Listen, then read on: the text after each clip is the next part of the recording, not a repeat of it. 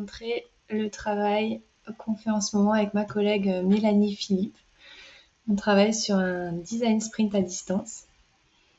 Et voilà à quoi ça ressemble. Donc c'est un tableau virtuel sur Miro qui nous sert de support.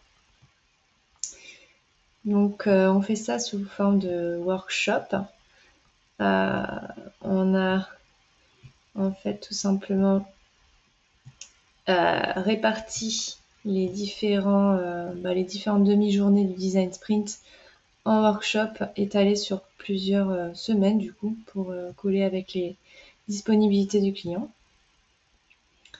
Et ici, grosse nouveauté, on fait des itérations, enfin grosse nouveauté par rapport au design sprint classique, on fait des itérations à l'intérieur même du sprint parce qu'on fait des prototypes rapides. Donc en noir et blanc, sans couleur, etc. Voilà. Quoi d'autre ? Je vous montre un petit peu comment c'est structuré. Donc ici, on fait la présentation avec les clients. Voilà, ici on fait l'interview expert. Donc on commence par ça, comme le préconise AG & Smart, l'agence.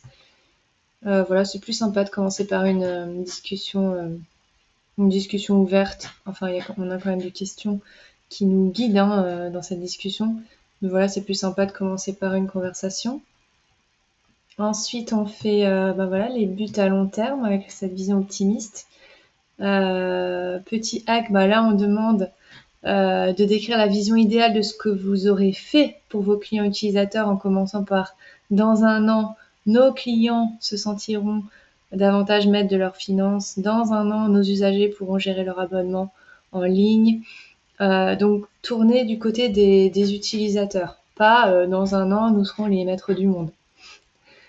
Voilà, donc très centré utilisateur, cette vision, et ensuite la métrique qui va avec la vision. Donc ça, c'est aussi super intéressant. De définir quand est-ce qu'on saura qu'on a atteint cet objectif.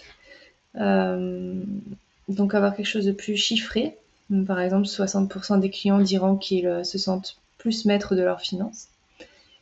Et après, on a la vision pessimiste qui, elle, permet de révéler les risques et les craintes qu'ont les équipes et de les transformer en fait en questions à résoudre grâce à des tests avec des prototypes.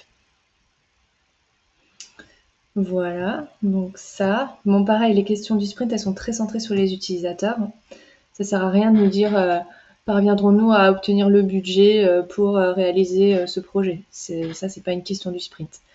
Pareil, parviendrons-nous à avoir les ressources humaines tout ça, vous oubliez. C'est pas des questions auxquelles on peut répondre par le biais de prototypes et de tests utilisateurs. C'est des questions qui doivent porter sur le produit, sur les utilisateurs, sur les usages. Ensuite, donc, il y a la cartographie du parcours utilisateur.